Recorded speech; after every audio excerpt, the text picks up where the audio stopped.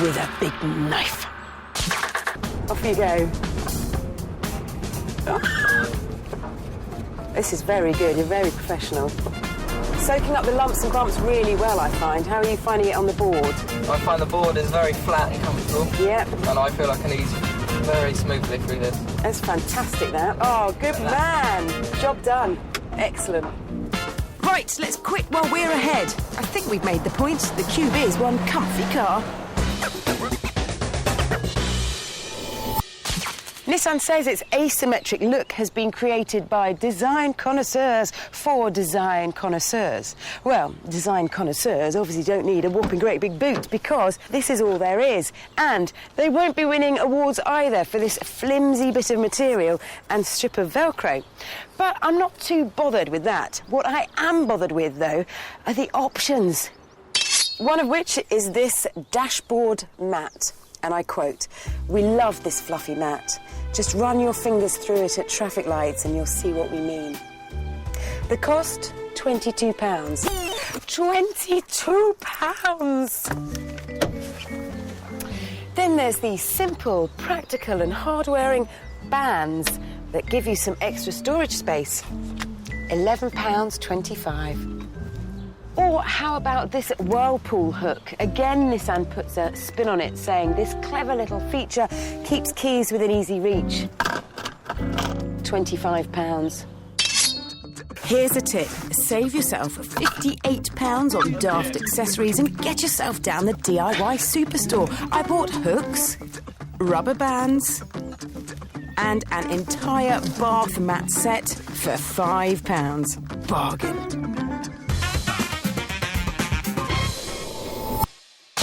If you're after something funky that's immensely practical, then Citroen's C3 Picasso is a better bet. And it's got a colossal boot.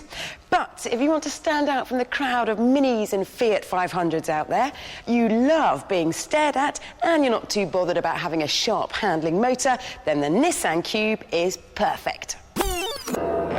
Now, here's a quick shout-out for the Fifth Gear website, home to a massive database of reviews about every single car on sale. It's the place you'll see the newest cars tested first. So check it out at 5.tv/Fifth Gear. Still to come, how much help does a £180,000 supercar give you when you're on the black? I don't believe it. Welcome back to Fifth Gear. Now, this Lambo, with its massive 5.2-litre V10, represents the old way of doing things. You see, in these tree-stroking times, the trend is for manufacturers to fit smaller and smaller engines, even, as Johnny's been finding out, in very big cars. The S80 is Volvo's biggest, most luxurious saloon. At 16 feet long, it's an imposing piece of metal that you'd expect to have a beast of an engine. But it doesn't really. You see, this latest drive model is all about fuel economy. So under here is the engine equivalent of a pygmy shrew. A 108 brake horsepower 1.6 turbo diesel engine, the smallest engine that Volvo put in any of their cars. It's not exactly the luxury that I had in mind. Incredibly, this icon of luxury transport, a 56-foot Princess yacht, the sort of thing Duran Duran dreams are made of, is also powered by Volvo. It uses not one, but two 900 horsepower units. Premium goods these days are as much about eco-friendliness as they are poshness, which means that car there could be a role model in Luxo eco-transport. To test the theory, I'm going to compare a 23 grand Volvo diesel against a 700 grand Volvo diesel in the ultimate test of modern luxury transportation. First category, greenness. This S80 will emit a measly 119 grams per kilometre of CO2 into the atmosphere. What's even more impressive is the fact that on a combined cycle, they reckon it'll do 62.8 miles to the gallon. While the 80s throwbacks lounge upstairs, the boat's brawn lurks below. Each one of these uses 35 gallons of fuel per hour, so this will use about a gallon every half mile. So, no surprises there then. The 1.6 car is more frugal than the 13-litre boat. Next, speed. With a 0 to 60 score of 11.7, the S80 Drive, lowercase e, isn't quite as slow as you might think. The only real problem tends to occur when you need to do some serious overtaking. There's a Mini Cooper D in front of me, and it keeps getting in my way, so I'm going to try and attempt to overtake. In any gear, at any speed, the Mini Diesel is quicker. Oh dear. I can't see the police using these instead of their T5s anytime soon. This boat is capable of shifting. I mean, it can do 38 knots, which is fast on water. But that's about a third of the speed of the S80, which can do 118 mile an hour top speed. Saying that, one thing the Volvo doesn't have is 5,000 pounds-feet of torque. That's impressive. Torque is the force that helps a machine accelerate. But even with so much grunt, the 22-ton yacht can't go faster than the 1.5-ton car. Next, style. It isn't the most stylish car to start with. It's a 4-year-old design. But unlike some of its other Volvo drive models and those VW Blue Motion chariots, at least it doesn't have daft wheels and different weirdo grills to shout about its eco-credentials, which I like.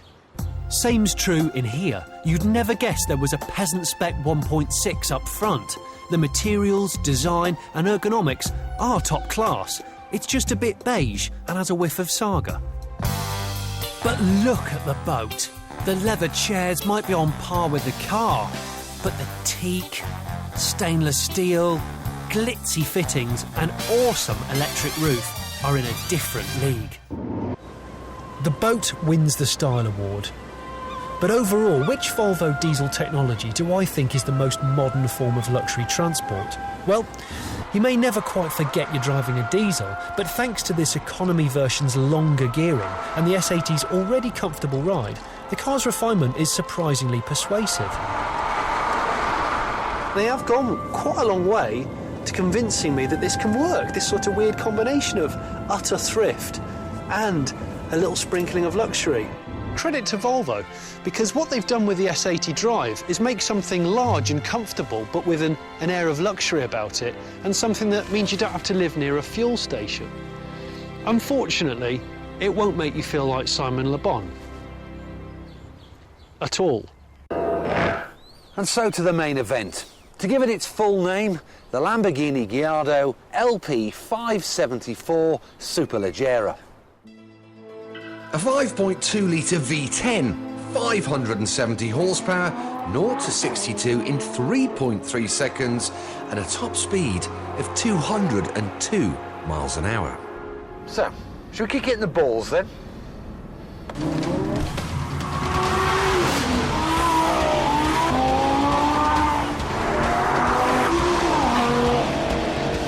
God, you can get yourself into trouble in this thing.